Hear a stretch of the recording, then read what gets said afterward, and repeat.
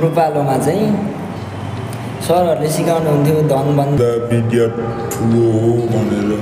अब होइन होला के हो उहाँ सरलाई हेर्दाखेरि चाहिँ पैसा पैसा उहाँ माइग्रेट भएर गइसक्यो, उहाँको बच्चा पैसा खातामा छ। अनि उहाँले पाउने कि खातामा रहने त्यो पैसा? भागले आएर कराएर हो 500 देखि बढाउनु भएको, नत्र त जहिले 350 430 भन्दा पैसा कहिले पनि लगेन त्यति। लेखा खाता र उहाँ सरले गरेको हरकत हेर्दाखेरि चाहिँ आदित्य राईले प्राप्त गर्नुपर्ने यो महिना प्राप्त गर्नुपर्ने 735 रुपियाँ अहिले दिनुहोस्। हुन्छ, निकाल्नुहोस् न। होइन हुन्छ, ठिक छ। दिनुहोस्, तपाईँले लिनुहोस् आएर। धन नै ठुलो जस्तो देखियो नि त होइन। खै हाम्रो नेपालमा मात्रै हो त कि अरू ठाउँ पनि यस्तै हुन्छ हौ। हिल्ली नि त लु। तपाईँले त्यसमै 1065 कता गयो पैसा?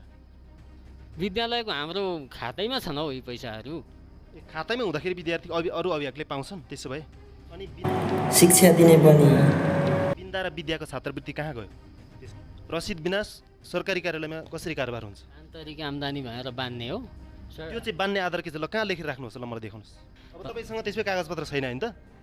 कागजपत्र अहिले छैन। म झिकौँ हजुर, कागजपत्र म निकालौँ? निकाल्नु होइन। कमिसन खाने। अब कुरो निम्ठ्याउँ होइन। अब यहाँ ल निम्फ्याउँ। त्यसो भए उहाँको सुरुमा 200 फिर्ता दिनुहोस् त। उहाँको पैसा सायदै मसँग यहीँ छ। मेरो हो फेरि त्यो पैसा। हजुर, लु यही हो, यही 200 यहीँ छ, सर्टिफिकेटको पैसा उहाँ। तपाईँले अक्षर होइन भने होइन भन्नुहोस् है। हो कि होइन? हो विद्यालयको छाप हो कि होइन? हो। ओके। अब